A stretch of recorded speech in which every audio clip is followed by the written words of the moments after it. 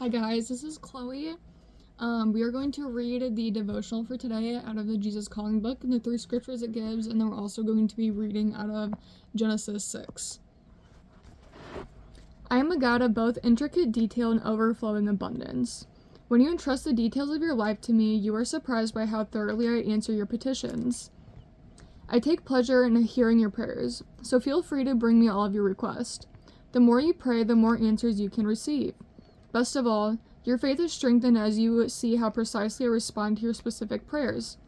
Because I am infinite in all my ways, you need not fear that I will run out of resources. Abundance is at the very heart of who I am. Come to me in joyful expectation of receiving all you need, and sometimes much more. I delight in showering blessings on my beloved children. Come to me with open hands and hearts, ready to receive all I have for you. And then the first scripture that it gives is Psalms 36, 7-9. How priceless is your unfailing love! Both high and low among men find refuge in the shadow of your wings. They feast on the abundance of your house. You give them drink from the rivers of your delight. For with you is the fountain of life. In your light we see light.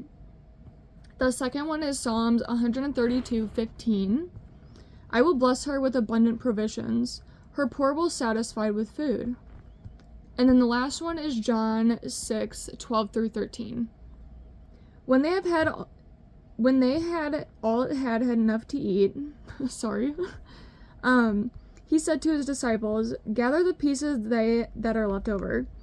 Let nothing be wasted. So they gathered them and filled 12 baskets with the pieces of the 5 barley loaves left over by those who had eaten them. Okay, that is all for the Jesus Calling today. And then now we're going to be reading out of Genesis 6.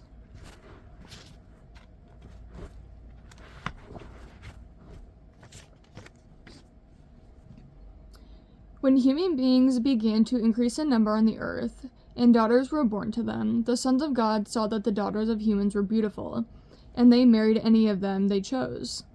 Then the Lord said, my spirits will not contend with humans forever, for they are immortal. Their days will be 120 years.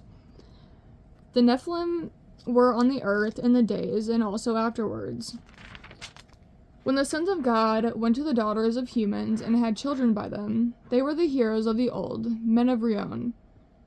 The Lord saw how great the wickedness of the human race had become on the earth, and that very inclination of the thoughts of the human heart were only evil at the time. The Lord regretted that he had ever made human beings on the earth, and his heart was deeply troubled.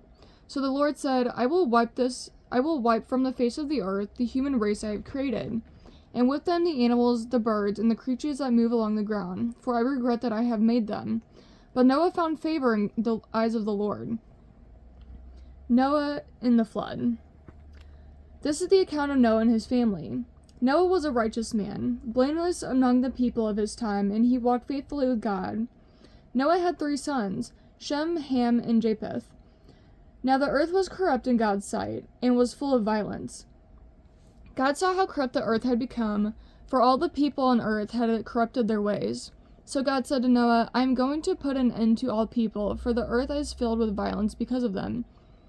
I am surely going to destroy both them and the earth. So make yourself an ark of cypress wood. Make rooms in it and coat it with pitch inside and out. This is how you are to build it.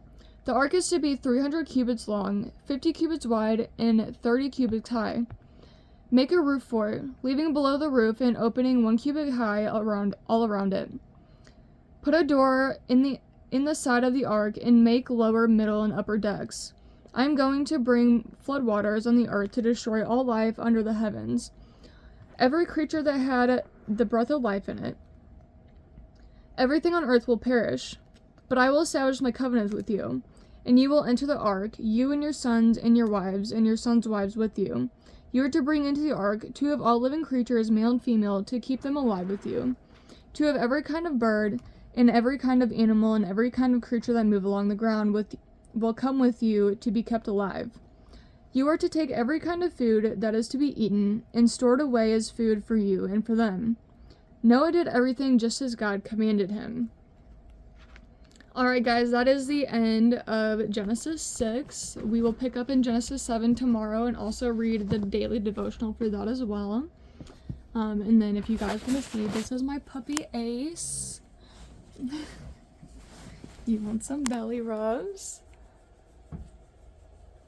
But I hope you guys have a really blessed night. Thank you so much. God bless.